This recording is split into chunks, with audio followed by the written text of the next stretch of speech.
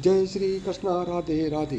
प्रिय दोस्तों, एक बार नारद जी भगवान श्री हरि विष्णु से मिलने के लिए एक क्षीर सागर पर पहुँचे और माता लक्ष्मी तथा भगवान विष्णु को प्रणाम करके पूछने लगे, हे प्रभु, यह पतिव्रता स्त्री कौन होती है तथा कौन सी स्त्री अपतिव्रता होती है? कौन से कार्य करने से पतिव्रता स्त्री का पतिव्रता धर्म नष्ट हो जाता है? मैं इस विषय पर जानना चाहता हूँ।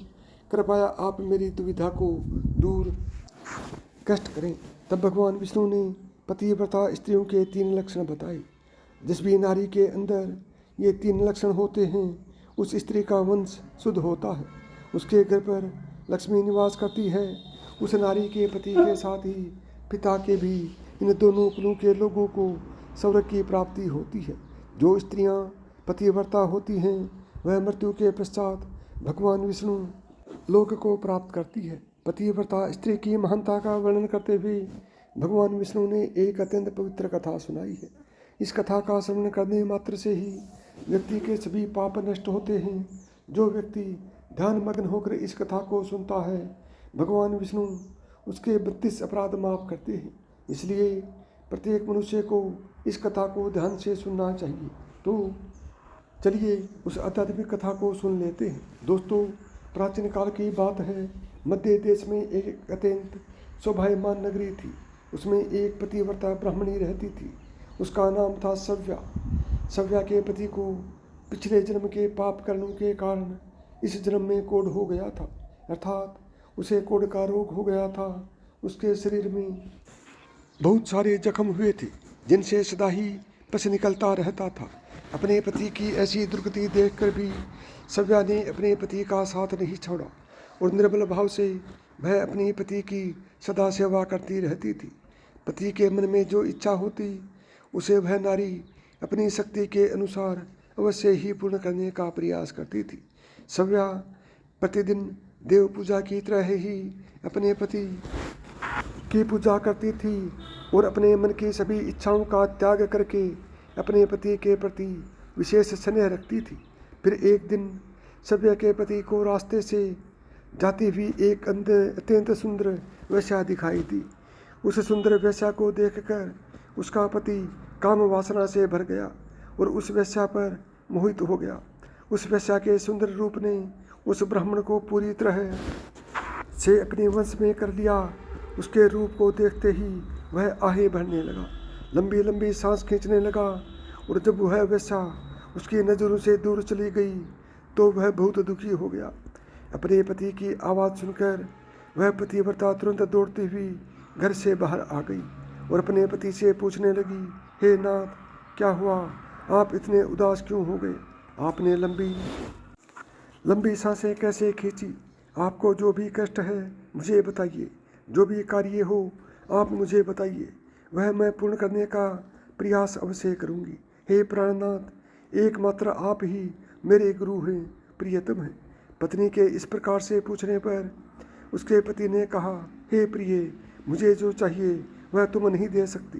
तुम ही क्या, कोई भी मुझे नहीं दे सकता, इसलिए उस पर व्यर्थ बात करना उचित नहीं है, इसलिए तुम रहने दो। फिर वह पतिव्रता बोली, हे नाथ, मुझे विश्वास है कि मैं आपके कार्य को अवश्य सिद्ध कर सकती हूँ। आप केवल मुझे आज्ञा देने का कष्ट करें, मैं अपनी पूरी शक्ति लगाकर उस काम को पूरा करूँगी। उस कार्य को पूर्ण करने के लिए जो भी उपाय हो मैं करूँगी। अगर मैं आपके इस कार्य को पूरा कर सकी तो इस लोक में और परलोक में मेरा कल्याण होगा। फिर सव्या के कोढ़ी पति ने कहा, हे प्रिय, ठीक है, बताता हूँ। अभी अभी इस रास्ते से एक अत्यंत सुंदर वेश्या जा रही थी। उसका शरीर अत्यंत सुंदर और मनमोहक था, जिसे देखकर मेरा हृदय काम वासना से भर गया। यदि तुम ऐसा कोई उपाय करो जिससे वह सुंदर वेश्या मुझे प्राप्त हो जाए तो मेरा जन्म सफल हो जाएगा।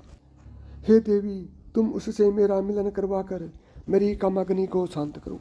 पति के द्वारा ऐसा कहने पर वह सव्या अत्यंत दुखी हुई और बोली, हे नाथ, आप धैर्य रखिए, मैं आपके इस कार्य को अवश्य सिद्ध करूँगी और उस वेश्या से आपका मिलन करवाऊँगी। इतना कहकर उसी पतिव्रता नारी ने मन ही मन कुछ विचार किया और फिर रात्रि के अंतिम प्रहर में उठकर वह गोबर और झाड़ू लेकर घर से चली गई। जाते समय उसके मन में बड़ी प्रसन्नता थी। फिर वह उस वेश्या के घर पहुंच गई और उसने उस वेश्या के घर के आंगन में झाड़ू लगाया और गोबर से लीपकर उसका आंगन अत्यंत सुंदर बना दिया और लोगों की नज़र पड़ने से पहले ही शीघ्रता से अपने घर को लौटकर आ गई। इस प्रकार से उस पतिव्रता स्त्री ने 3 दिनों तक उस वेश्या के घर के आंगन में झाड़ू लगाया और गोबर से लीपकर उसका आंगन स्वच्छ किया। उधर वह वेश्या अपने आंगन को देखकर अपने सेवकों से पूछने लगी, अरे वाह, आज आंगन की इतनी बढ़िया सफाई किसने की है? जिसने भी मेरा आंगन स्वच्छ किया है, मैं उसकी इच्छा पूर्ण करूंगी। फिर वेश्या के सेवकों ने कहा, हे वेश्या, घर के आंगन की सफाई तो हमने नहीं की। हमारे जागने से पहले ही कोई इस आंगन की सफाई करके चला जाता है। सेवकों की बात सुनकर वेश्या को बड़ा आश्चर्य हुआ और वह सोचने लगी कि आखिर कौन आकर उसके घर के आंगन को साफ कर रहा है। फिर उसने जानने के लिए रात भर जागरण किया और छिपकर देखने लगी। तभी उसने देखा कि रात्रि के अंतिम प्रहर में ब्राह्मणी आकर उसके घर के आंगन को साफ कर रही है। ब्राह्मणी को देखते ही वह वेश्या बोली, हाय हाय, हे देवी, आप ये क्या कर रही हो? क्यों मुझ पापी स्त्री के घर का आंगन साफ कर रही हो? मुझे क्षमा करो, आप यह काम मत करो। इतना कहकर उस वेश्या ने उस ब्राह्मणी के पैर पकड़ लिए और कहा, हे पतिव्रते, आप क्यों मेरी आयु, ये संपत्ति, कीर्ति का विनाश करने की चेष्टा कर रही हो? मैंने कौन सा अपराध किया है? साध्वी, आपको जो चाहिए वह मांगो, मैं बिना सोचे ही आपको दे दूंगी। किंतु आपको यह कार्य शोभा नहीं देता है।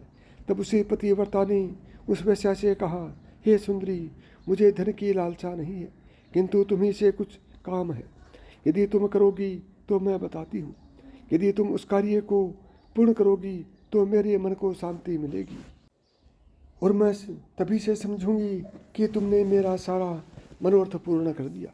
फिर वह वेश्या बोली, हे पतिव्रते, आप जल्दी बताइए, मैं वचन देती हूँ, आपका जो भी अभिष्ट कार्य है उसे मैं अवश्य पूर्ण करूँगी।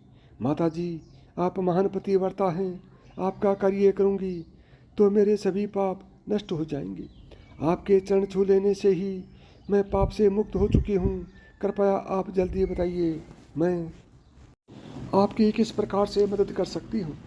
फिर उस पतिव्रता ने लज्जाते हुए कहा, हे सुंदरी, कुछ दिनों पहले मेरे पति की नज़र तुम्हारे शरीर पर पड़ी थी, जिसे देखकर वो तुम्हारे शरीर के मोह में पड़ गए हैं और तुमसे मिलन करने की इच्छा कर रहे। इतना सुनकर वह वेश्या चौंक गई और कुछ क्षणों तक विचार करने लगी। उसे उस दुर्गंध युक्त कोढ़ी पुरुष के साथ संबंध बनाने की बात सोचकर बड़ा दुख होने लगा। वह वेश्या उस पतिव्रता से बोली, हे देवी, अगर तुम्हारे पति को लेकर मेरे घर पर आ जाऊं तो मैं एक दिन के लिए उनकी इच्छा अवश्य पूर्ण करूंगी। तब उस पतिव्रता ने कहा, हे सुंदरी, मैं आज रात को ही अपने पति को लेकर तुम्हारे घर पर आ जाऊंगी और जब वे तुमसे खुद की तृप्ति करके संतुष्ट हो जाएंगे तब मैं फिर से उनको अपने घर वापस ले जाऊंगी। तब वेश्या बोली, हे पतिव्रते, तुम शीघ्र ही अपने घर पर चली जाओ ताकि कोई तुम्हें यहाँ पर ना देखे और आधी रात को अपने पति को लेकर यहाँ पर चली आओ, मैं तुम्हारी इच्छा अवश्य पूर्ण करूँगी। फिर वह पतिव्रता नारी अपने घर पर चली गई और उसने अपने पति को सारी बात बता दी कि वह आज रात को उस वेश्या के घर पर ले जाएगी। फिर वह कोढ़ी अपनी पत्नी से बोला, हे प्रिय, मैं उसके घर पर कैसे जाऊंगा? मुझसे तो चला नहीं जाता। फिर किस प्रकार से यह कार्य पूरा हो गया? तब पतिव्रता बोली, हे प्राणनाथ, आप चिंता ना करें, मैं आपको अपनी पीठ पर बिठाकर लेकर जाऊंगी और जब आपका कार्य पूर्ण हो जाएगा तब आपको वापस ले आऊंगी। इतना सुनकर वह ब्राह्मण बहुत खुश हुआ और अपनी पत्नी से बोला, हे कल्याणी, तुम एक महान नारी हो, तुमसे मैं अति प्रसन्न हूँ। तुम्हारे कारण मेरा कार्य पूर्ण हो जाएगा। तुमने आज जो काम अपने पति के लिए किया है, ऐसा काम संसार की कोई नारी नहीं कर पाएगी। हे देवी तुम धन्य हो। फिर रात हो गई। वह पतिव्रता ब्राह्मणी अपने पति को पीठ पर बिठाकर लेकर जाने लगी। रास्ते में एक जगह पर परम तेजस्वी मांडव ऋषि को गलती से चोर समझकर राजा ने सूल पर चढ़ाया हुआ था। वह सूल मांडव्य ऋषि के आर पार गया था, किंतु फिर भी वे जीवित थे और अपनी तपस्या में लीन हो गए थे। जब रात के अंधकार में वह पतिव्रता ब्राह्मणी मांडव्य ऋषि के नज़दीक से गुजर रही थी तो गलती से उसके कोढ़ी पति का पैर मांडव्य ऋषि के शरीर को लग गया और उनकी तपस्या भंग हो गई। मांडव्य ऋषि अत्यंत क्रोधित हो गए और श्राप देने लगे, जिस पापी ने भी मेरी तपस्या भंग की है और मुझे वेदनाएं दी है, वह पापी सूर्योदय होते ही भस्म हो जाएगा। ऋषि के श्राप देते ही वह कोढ़ी जमीन पर गिर पड़ा। ऋषि मांडव्य का श्राप सुनते ही उस पतिव्रता को बहुत दुख हुआ और वह कहने लगी, आज से 3 दिनों तक सूर्य का उदय ही ना हो। इतना कहकर वह पतिव्रता अपने पति को लेकर घर चली गई और अपने पति को सैया पर लिटाकर उसके पास बैठ गई। पतिव्रता की वाणी में इतनी शक्ति होती है, वह जो भी कहती है वह सत्य हो जाता है और पतिव्रता के कहने पर साक्षात सूर्य देव को भी उसकी इच्छा का पालन करना पड़ता है, क्योंकि स्वयं भगवान विष्णु ने ही पतिव्रता स्त्रियों को यह वरदान दिया है कि वे जो बोलेंगी वह अवश्य ही सिद्ध हो जाएगा। फिर 3 दिनों तक सूर्योदय नहीं हुआ। सारा संस्कार अंधकार में चला गया और तीनों लोकों में इसकी खबर फैल गई। यह दृश्य देखकर सभी देवता ब्रह्मा जी के पास गए और सूर्य के उदय न होने का कारण पूछने लगे।